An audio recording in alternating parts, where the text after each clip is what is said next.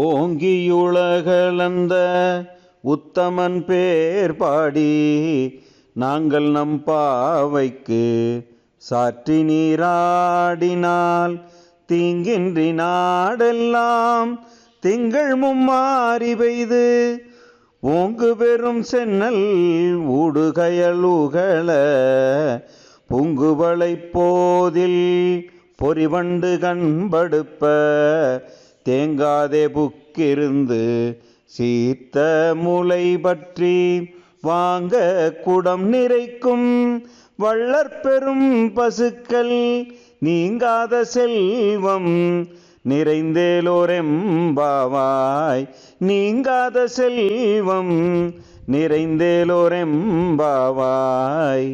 பாடல் 3. கவிதை உரை.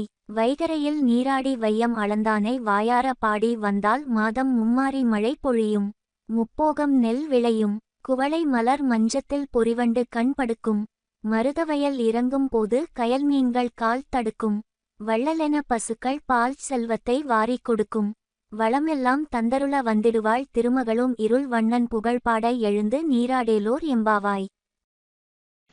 ஓங்கியுலகளந்த உத்தமன் பேர் பாடி நாங்கள் நம் பாவைக்கு சாற்றி நீராடினால் தீங்கின்றி நாடெல்லாம் திங்கள் மும்மாரி பெய்து ஓங்கு பெரும் சென்னல் ஊடுகயல் உகள புங்குவளை போதில் பொறிவண்டு கண்படுப்ப தேங்காதே புக்கிருந்து சீத்த முளை பற்றி வாங்க குடம் நிறைக்கும் வள்ளற்பெரும் பசுக்கள் நீங்காத செல்வம் நிறைந்தேலோரெம்பாவாய் நீங்காத செல்வம் நிறைந்தேலோரெம்பாவாய்.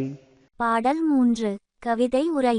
வைகரையில் நீராடி வையம் அளந்தானை வாயார பாடி வந்தால் மாதம் மும்மாரி மழை பொழியும் முப்போகம் நெல் விளையும் குவளை மலர் மஞ்சத்தில் பொறிவண்டு கண் படுக்கும் மருதவயல் இறங்கும் போது கயல் மீன்கள் கால் தடுக்கும் வள்ளலென பசுக்கள் பால் செல்வத்தை வாரிக் கொடுக்கும் வளமெல்லாம் தந்தருள வந்திடுவாள் திருமகளும் இருள் வண்ணன் புகழ்பாட எழுந்து நீராடேலோர் எம்பாவாய்.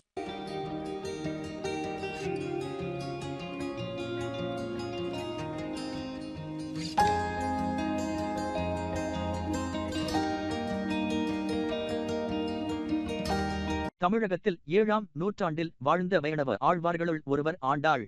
வைணவம் போற்றும் 12 ஆழ்வார்களில் இவர் ஒருவரே பெண். திருப்பாவை, நாச்சியார் திருமொழி என்னும் 2 பாடற் தொகுதிகளை இயற்றியுள்ளார். பூமி பிராட்டியின் அவதாரமாக கருதப்படுகிறார். விருதுநகர் மாவட்டம் திருவில்லிபுத்தூர் என்னும் ஊரில் வசித்து வந்த விஷ்ணு சித்தர் என்னும் அந்தணர் ஒருவரால் குழந்தையாக துளசி செடியின் கீழ் கிடந்தபோது ஆண்டாள் கண்டெடுக்கப்பட்டார். ஆயர்குல பெருமை அறிந்த பெரியாழ்வார் அக்குழந்தைக்கு இட்ட பெயர் கோதை. திருவில்லிபுத்தூர் ஆண்டாள் சூடிய மலர்மாலைகள் ஆந்திர மாநிலத்தில் உள்ள திருப்பதி பெருமாளுக்கு சார்த்துவதற்காக வருடந்தோறும் அனுப்பப்படுகிறது. 12 வைணவ ஆழ்வார்களில் ஒருவரான ஆண்டாள் பாடிய நூல் திருப்பாவை. இது 30 பாடல்களால் ஆனது. தமிழ்நாட்டில் மார்கழி மாதத்தில் கன்னி பெண்கள் பாவை நோன்பு நோற்று விடியும் முன்பே எழுந்து பிற பெண்களையும் துயில் எழுப்பிக் கொண்டு ஆற்றில் நீராடி இறைவனை துதித்து வழிபடுவர். தாய்லாந்தில் திருப்பாவை, திருவெம்பாவை மன்னர் முடிசூட்டலின் போது பாடப்படுகின்றன. மார்கழி மாதத்தில் அனைத்து பெருமாள் கோவில்களிலும் சுப்பிரபாதத்துக்கு பதில் திருப்பாவை பாடப்படுகிறது.